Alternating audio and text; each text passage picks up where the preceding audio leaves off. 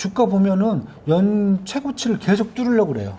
이 SK 같은 경우. 삼성전자는 전에 한번 9만 원 한번 잠깐 맛배기 한번 봤다가 그 뒤로 구자를 보지를 못해요 지금 앞에서. 이런 상태라고 보시면 될 것 같아요. 자, 그러면 이제 미국 시장 중심으로는 이제 두 종목을 픽을 해주셨고, 국내 시장에서 유심히 살펴볼 종목은 뭐가 있을까요? 반도체 시장이 조금 헉한 상태, 헉. 왜 헉이냐면은 삼성전자가 좀 이상해졌어요. 삼성전자는 그냥 가만히 있는 것 같아요. 그냥 아무 생각 없이 그냥 뭐 이렇게 뒷짐 지고 계시는 뭐 그런 할아버지 같은 느낌? 요즘 이제 그래요. 그러다 보니까 그 사이에 SK 하이닉스가 많이 치고 올라왔어요. 향후 이제 한국 내 반도체 산업을 SK 하이닉스가 조금 더 주도를 하지 않겠냐. 삼성전자에서 좀 바뀐다 패턴이. 왜냐하면은 삼성전자를 딱 보면은 다들 그래서 이게 휴대폰 회사야, 반도체 회사야. 그러니까 매출 구성을 보면은 한 30%는 가전제품, 스마트폰은 한 39%, 반도체는 23% 정도예요. 그러니까 반도체 매출이 23%인데 분기마다 한 14조 원 정도 매출이 나와요. 그리고 이제 SK 하이닉스 같은 경우 이제 100% 반도체예요, 얘들은. 근데 분기 매출이 7조 원 정도. 그러니까 이제 삼성전자 갖고 계신 분들이 많잖아요. 네, 그렇죠. 우리나라 대표주고 또 시총 1위 종목이고. 네. 근데 이제 하여튼 분석적으로 보면 그렇죠. 네. 삼성전자가 1등을 주도해 왔고 또 1등 제품들을 다 생산했는데 요즘 들어서 자꾸 이제 2등으로 처지는 그런 종목별로 그렇죠. 봤을 때 네, 맞습니다. 이 포트폴리오 상품들이 그게 이제 반도체에서도 SK 하이닉스가 말씀하신 대로 치고 올라가면 이게 자꾸 이제 삼성전자가 가전도 밀리고 가전도 LG가 치고 치고 올라가고 올라오고. 반도체는 SK 하이닉스가 치고 올라가고 그래서 삼성전자도 참 고민이 많겠어요. 사실 고민도 많고 주변에서는 이걸 LG 스타일로 전문성을 갖고 회사를 이제 분사시켜야 된다는 얘기도 많아요, 사실은요. 그걸 잘하는 게 이제 LG라든지 SK는 또 그걸 또 잘하거든요. 거기다 또 미세하게 연말연시 그 상속세 문제 때문에 지분 매각 이슈가 있어가지고 이게 올라가려고 해도 자꾸 뭔가 짓 누르는 그런 느낌이 삼성전자 쪽에 좀 있는 것 같아요. 그래서 그런 사이에 저 SK 하이닉스가 치고 올라왔어요. 대표적인 게 뭐냐면 이제 HBM, 저 하이 밴드워스 메모리라는. 어차피 DDR5 메모리 중에 하나거든요. 그런데 약간 고부 가치예요. 이것을 어디에 쓰냐면은 엔비디아가 GPU를 만들잖아요. 여기에 기본적으로 SK 하이닉스가 만든 이 HBM을 쓰는 게 더 효율적이라는 거죠. AI라든지 아니면 빅데이터라든지 클라우드 서비스 쪽에서는 사실 HBM 쪽을 쓴단 말이에요. 이렇게 된다 보니까 SK 하이닉스는 이쪽 HBM 쪽을 2016년부터 개발을 해갖고 사실 2019년부터 상용화를 됐어요. 그리고 최근에 보면은 전 세계 HBM 시장의 90%를 독점할 정도예요. 지금 뭐 삼성전자가 이번에 HBM 시장 뭐 자기 적극적으로 생산하겠다 막 광고를 때리고 있어요. 이미 SK가 다 먹고 있는데. 그러니까 뭐 시간이 또 걸리겠죠. 네, 시간도 걸려요. 이렇게 되다 보면은 당분간은 전반적인 반도체 산업이 있잖아요. 메모리부터 이제 비메모리 아니면 이제 랜드 플래시 이런 쪽 전반적으로 다 봤을 때는 재고량이 아직도 많아요. 경기가 안 좋다 보니까 재고량이 좀 소진되는 걸 연말까지 좀 보고 있어요.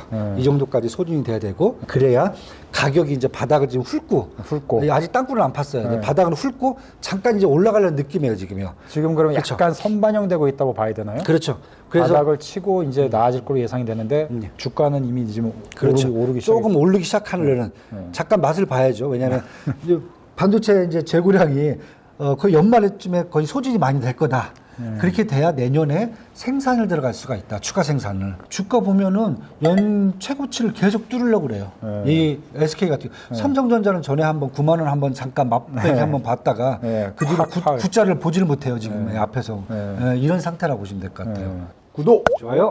그러면은 SK 하이닉스는 지금 조금 오른 상태인데 올랐어도 계속 관심 있게 지켜봐야 될 가치가 있다? 네, 가치가 있고 그런데 주가가 좀 올랐으니까 다들 이게 사는 게 맞나? 왜? 3분기 영업이익을 보니까 아직까지 마이너스예요. 왜냐면은 뭐 SK 하이닉스가 HBM만 만드는 게 아니라 뭐 메모리라든지 비메모리를 다 만들거든요. 그러니까 이쪽에서는 아직까지는 이렇게 영업 실적이 못 올라오는 거예요. 그러니까 전반적으로 다 회사 측면에서 봤던 영업 실적이 아직 플러스는 아니에요. 그러다 보니까 이제 한계가 조금 있어요. 시간이 좀 필요해요. 그래서 SK 하이닉스 이제 중장기적으로 내년 초 아마 반도체 가격이 전반적으로 상승 가는 시점을 한번 봐야 될 것 같고요. 그 와중에서 미리 좀 투자를 같이 한다 그러면은 저평가된 쪽은 SK 하이닉스 HBM과 관련돼 있는 밸류 체인이죠. 그러니까 소재라든지 밸류 체인의 후단에 있는 그렇죠. 기업들. 소재라든지 장비, 뭐 장비는 뭐 한미반도체, 뭐 하나 마이크론 뭐 이런 회사도 될 수 있을 것 같고요. 그다음에 이제 소재 쪽은 이제 뭐 많이 하는 솔브레인이라든지 뭐 이런 회사들, 아니면 이제 장비 쪽에서 원익 IPS 보셔도 될 것 같고요. 그래서 이 밸류 체인 안에서 한번 플레이를 하시는 게 한국 반도체 산업에서 이제 먼저 시장을 따라가는 게 되지 않겠느냐, 이렇게 지금 보여지고 있죠 지금. 네. 구독, 좋아요. 근데 여기서 또 살짝 재뿌리는 얘기일 수도 있고 뭐 문제 제기일 수도 있는데 실적이 좀 좋아질 것처럼 이제 예상을 하지만 최근 들어서 보면 또 전기차 쪽이 예상보다 또 수요가 적고 그렇죠. 막 또 이제 저가 경쟁이 서로 붙은 것 같고 그러다 보면 아무래도 전기차에 들어가는 반도체 수요가 생각만큼 또 일어나지 않을 수도 있을 것 같고 그렇죠.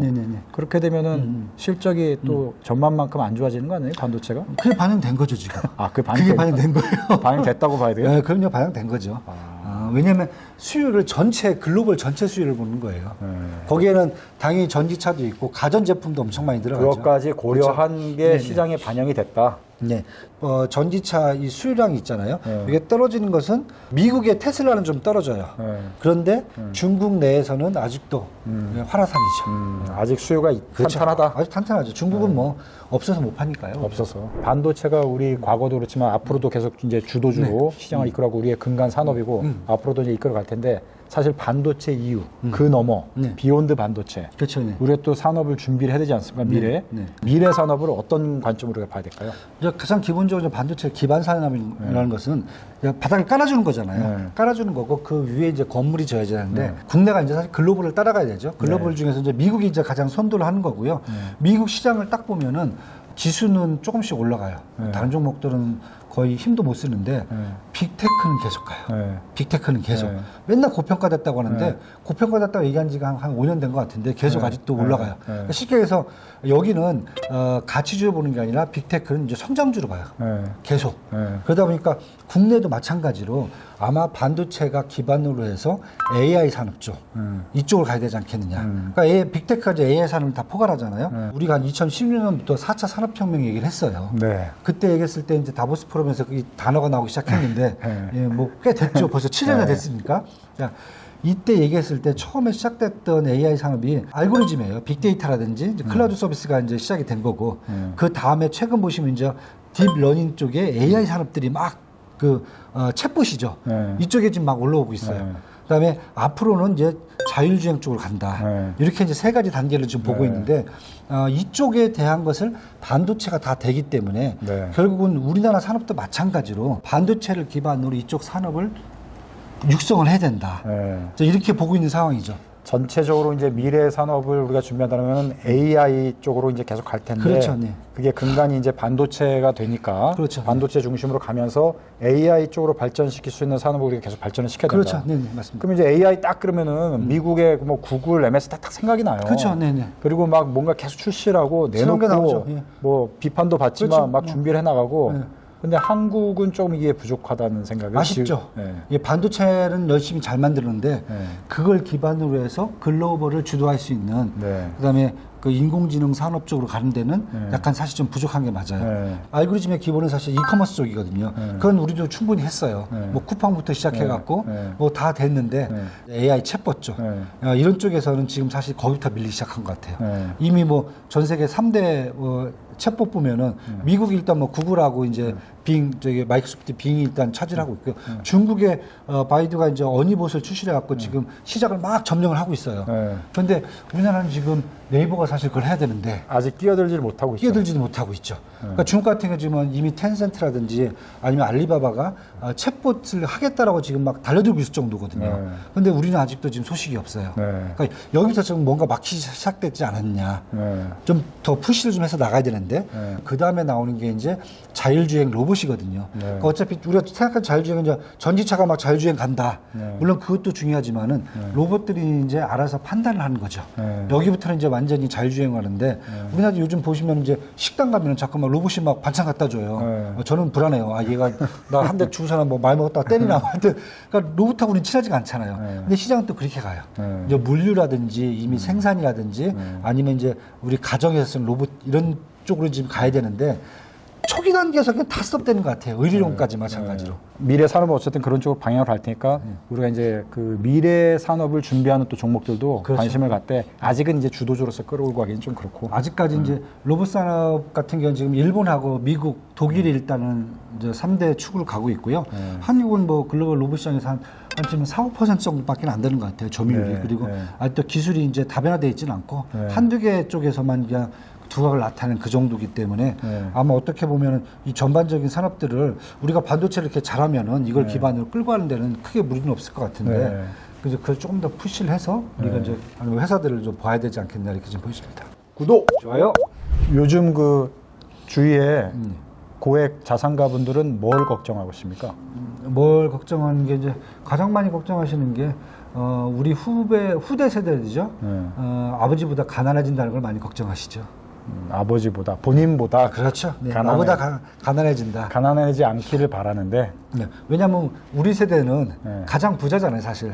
우리 전 세대, 우리 아버지 세대보다 우리가 우리 세대? 그렇죠. 우리 현재 우리 세대죠. 가장 부자예요? 아니요. 제 아버지보다는 부자예요, 제가. 이렇게 지금 치고 올라와 있잖아요. 그런데 이제 VIP들은 그런 걸 생각하시다 보니까 가장 이제 많이 하는 방법은 이제 여러 가지가 있는데 크게 세 가지인 것 같아요. 첫 번째는 장기 채권에 투자를 많이 하세요. 그렇게 해서 잃지 않기 위해서. 잃지 않게 계속 해마다 꾸준하게 캐시플로를 배당을 받든 거기서 쿠폰을 받든 이자를 받든 요걸 잡아주는 방법을 하나 하는 것 같고 두 번째는 좋은 회사의 주식을 계속 보유하게 해서 평생 배당을 받을 수 있게 이렇게 해주는 방법도 있고 그것도 좀 안정적인 어프로치네요. 세 번째는 본인들이 이제 사업을 하셨고 이런 것들을 이제 많이 해보셨기 때문에 괜찮은 회사들의 한 세네 가지 정도 앞으로 전망 있는 회사들을 사갖고 계속 조금씩 사갖고 이것에 투자를 계속 장기적으로 늘려주는 방법을 취해요. 우리 고액 자산가들의 그 투자 방법, 그 다음에 어프로치, 뭐 전략 이런 건 다음에 다시 또 자세히 또 부르시려고 다음에 다시 자세히 다루는 걸로 하고 오늘 얘기하려면 또 너무 길어질 것 같아서 오늘은 이제 반도체 변수를 점검하는 걸로 해서 자 연말 연시 뭐 그 반도체가 또 주도주로 시장을 이끌 것 같으니까 우리가 이제 이 대표가 픽한 여러 가지 종목들 관심 있게 보시면서 또 취향대로 살금살금 그렇죠. 전략적으로 투자를 하시면 도움이 되지 않을까 이렇게 생각이 들고요.